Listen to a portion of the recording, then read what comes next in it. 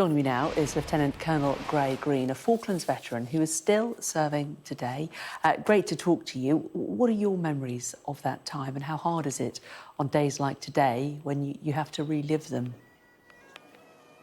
Good morning. First of all, I think it's very important to mention that we're here today to remember the sacrifice of the 255 military personnel that were killed in the Falklands War, and also to remember the families of the fallen, and indeed to remember those that were wounded, both the physical injuries and the injuries that are unseen, and those that we have to support as we go through the next few decades. For myself, I was 19 in the Falklands War. We'd just completed a winter deployment in the Arctic, so we felt very well trained to operate pretty much anywhere in the world. And we were on leave and we got the call to come back to barracks, and then 3 or 4 days later we were sailing south 8,000 miles to the Falkland Islands. That must have been quite a thing at such a tender age. Were you expecting seeing active service really at that age? I mean, obviously the situation with Northern Ireland was ongoing, wasn't it? But as you say, you were down in the Arctic. Indeed, yeah. I think you don't expect to go on operations, but you do hope to go on operations, and that's absolutely the case today with young men and women in the armed services. When we arrived down in the Falklands, we deployed and ashore and to San Carlos, and very soon after that, the unit I was with, 4-2 Commando and K Company, we were helicoptered forward to Mount Kent. The role there was to reinforce 2-2 Special Air Service, who were in a firefight with Argentinian commandos, and that was my first experience of being on an active role, because we landed the helicopters in a firefight on the foothills of Mount Kent, and that was quite a hairy experience.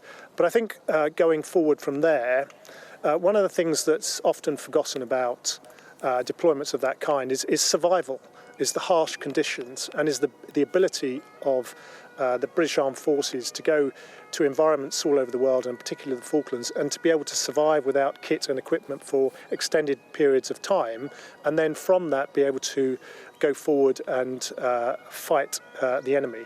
And I can give you a couple of examples of that, and one probably in particular that sticks with me vividly in my own mind was a fighting patrol on the foothills of Mount Harriet just before the main assault. The aim there was for us to go out as a small team to harass the enemy, to expose to expose their positions on the foothills of Harriet, so that a recce platoon could identify their locations. And that was my first experience of being shot at and in fact using my own weapon in anger. Yeah, it's brutal, it's aggressive. It was an experience that I will never forget. The whole mountain erupted in fire. We expended our ammunition, and then we retreated out under very accurate artillery fire from 2-9 Commando Regiment, which covered our retreat back to Mount Kent. And then from there, we moved on to the main assault 2 or 3 days later. And you talked about those who have injuries that are unseen, that the mental health impacts of conflicts are certainly being examined a lot more, and people are a lot more open about them, aren't they? Do you have contact with many veterans who are still really suffering psychologically for what they went through then? Yeah, I think if you suffer PTSD from operations, those operations can be from the Second World War, from the Falklands War, or indeed those that we recognise now in Iraq or Afghanistan. And these are young men and women that have experienced something traumatic, and they take those experiences with them for the rest of their lives. And they're the hidden wounds. And it's really important for everyone to try and support these young men and women as they try to overcome these wounds. And certainly from a Royal Marines perspective, we have our Royal Marines Association and our Royal Marines Charity, which is there to support all of our Royal Marines in times of need, and especially those at the moment who have those hidden injuries. You've obviously stayed within the British Armed Forces, but when you look back at those 255 British troops that died, do you think it was worth it? The Falkland Islands are British.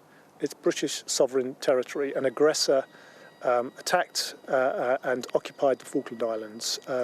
We went down to recover the Falkland Islands, and it was a just war, in my view.